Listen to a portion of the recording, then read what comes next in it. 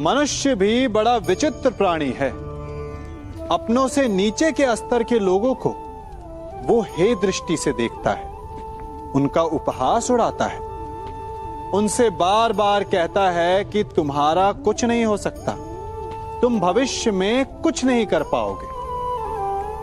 जब मनुष्य के पास धन, संपत्ति, मान होता है तो वो दूसरों का आदर नहीं करता, परंतु वो एक बात भूल जाता है कि उससे भी अधिक शक्तिशाली कोई अस्तित्व में है, और वो है समय, काल। काल अपना चक्र कब बदलेगा ये कोई नहीं जानता। समय अपनी करवट कब लेगा ये कोई नहीं जानता।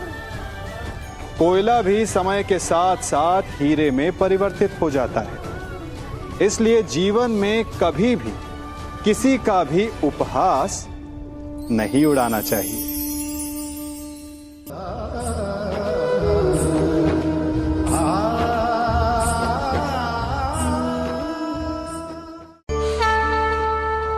गर्व,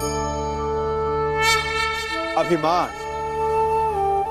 और अहंकार, ये तीनों सुनने में एक जैसे लगते हैं, परंतु तीनों का अर्थ भिन्न होता है और परिणाम भी।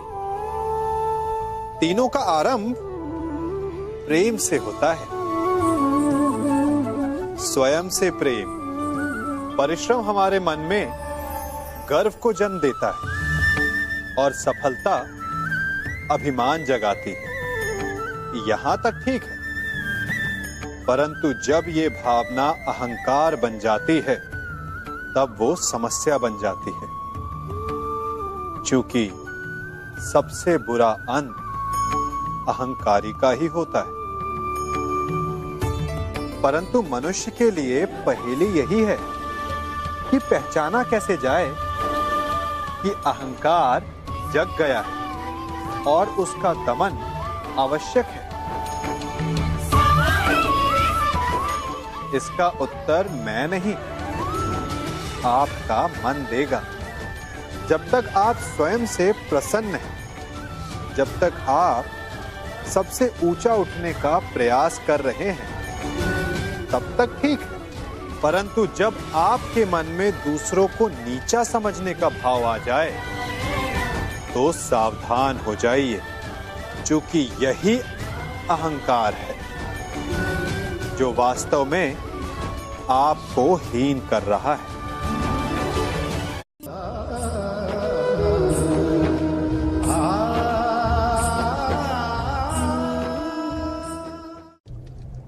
हमारा शरीर प्रकृति का एक महान आविष्कार है।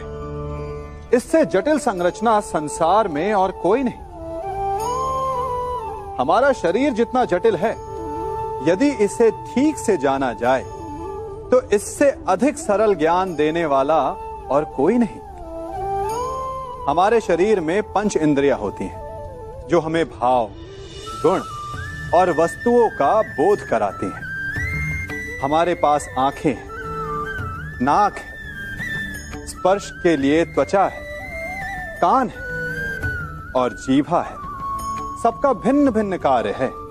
आंखों से देखना, कानों से सुनना, नथनों से श्वास लेना, त्वचा से स्पर्श करना और जीभा से स्वाद लेना। परंतु क्या आपने कभी सोचा कि प्रकृति ने हमें 2 आंखें दी, 2 नथने दी, 2 कान दी, स्पर्श के लिए ये पूरा शरीर दिया, परंतु जीभा केवल 1 दी?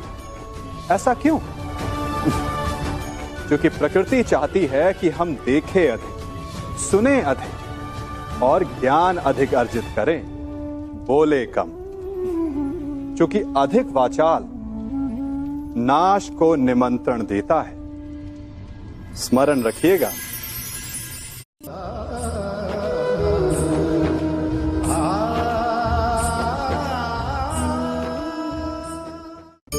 मनुष्य की सबसे बड़ी दुर्बलता क्या होती है? सोचिए। धन, प्रेम, अहंकार। मनुष्य की सबसे बड़ी दुर्बलता होती है उसके रहस्य। चाहे आप कितने भी शक्तिशाली क्यों ना हो, कितने भी प्रबल क्यों ना हो, परंतु उसके रहस्य उसके नाश की चाबी होती है। इसलिए यदि प्रबल रहना है, शक्तिशाली रहना है, समर्थ रहना है, तो अपने रहस्य को किसी को भी ना बताएं, ना मित्र को और ना ही शत्रु को, क्योंकि समय पड़ने पर कब कौन शत्रु हो जाए ऐसा कहना संभव नहीं। विभीषण को रावण के अमृत कुंड का ज्ञात था, इसीलिए प्रभु श्री राम रावण का वध करने में सफल हो सके। इसलिए उचित यही है कि आप अपने रहस्य को स्वयं तक ही सीमित रखें।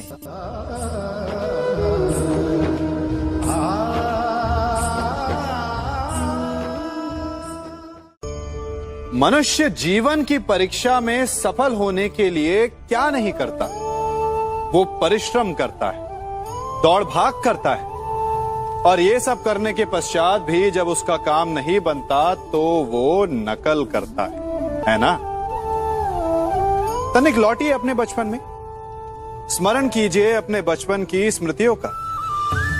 क्या स्मरण हुआ? विद्यालय में जब आप परीक्षा देने जाते थे तो क्या होता था? आप ना सहे, परंतु कोई ना कोई सफलता पाने के लिए नकल करता ही था और उत्तीर्ण भी हो जाता था, है ना? परंतु जीवन की परीक्षा ऐसी नहीं होती। नकल करने वाला सफल नहीं होता।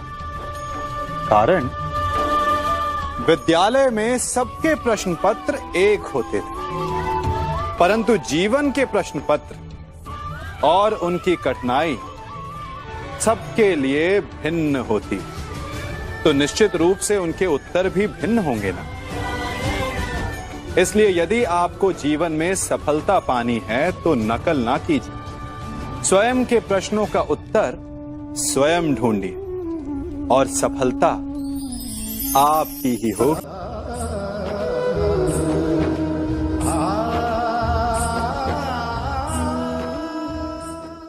जब सागर का जल वाष्प बनकर उड़ता है तब वो हमें दिखाई नहीं देता। मेघ उस जल को अपने भीतर छिपा लेते हैं, लंबी यात्रा करते हैं, प्रयास करते हैं कि वो जल सदा उनके भीतर छिपा रहे, परंतु जब वायु का वेग उन्हें उड़ाकर किसी पर्वत से ले जाकर के टकरा देता है तब उन मेघों को बरसना ही पड़ता है, क्योंकि यही नियति है, यही प्रकृति है। क्योंकि जल को सागर में जाकर मिलना ही है। ठीक ऐसा ही हमारे साथ भी होता है। हम सत्य को अपने मन के मेघों में चाहे जितना छिपाने का प्रयास कर लें, परंतु समय की आंधी उसे वास्तविकता के पर्वत से ले जाकर के टकराकर हमारे समक्ष ले ही आती है। जिस भय के कारण आप सत्य को सामने नहीं लेकर आना चाहते, एक दिन वही भय हमारे समक्ष आकर खड़ा हो जाता है और फिर हम लाचार हो जाते हैं, क्योंकि हमने उस भय का सामना करने की तैयारी नहीं की होती। इसलिए सत्य से भागे नहीं, उसे छिपाए भी नहीं, उसे स्वीकार करें। भविष्य की बड़ी विपत्ति से बच जाएंगे।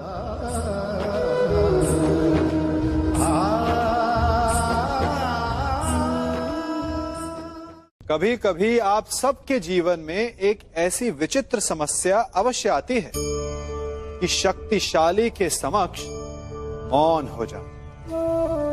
कि उस शक्तिशाली से विवाद करने से बचने के लिए आप मौन रह जाते। मानता हूं ऐसा करने से आप एक विवाद से बच जाते, एक संघर्ष से बच जाते, परंतु ऐसा बचाव एक बड़े संघर्ष को जन्म दे देता है। कैसे? हमारा मौन रहना अनजाने में उसका समर्थन बन जाता है और वो स्वयं को अधिक शक्तिशाली अनुभव करता है और यहां से हमारा दमन प्रारंभ हो जाता है। एक के बाद एक हम अन्याय में अनचाहे रूप से सम्मिलित होते चले जाते, तो इसका तोड़ क्या है? ये समझने के लिए ये जानना आवश्यक है कि ऐसी कौन सी बात है जो आपको विरोध करने से रोकती है। ये सामने वाले की शक्ति नहीं जो आपको रोकती है, यह आपके भीतर छिपा भय है जो आपको रोकता है। हाँ, कभी कभी भय आपकी सुरक्षा अवश्य कर सकता है, परंतु साथ साथ ये भी जानना आवश्यक है कि ये भय ही है जो आपको मौन भी रखता है। इसलिए अपने मन से भय को निकालिए और खुलकर अनीति का, अन्याय का विरोध कीजिए, और फिर देखिएगा आपका मन कितना मुक्त, कितना हल्का अनुभव करेगा।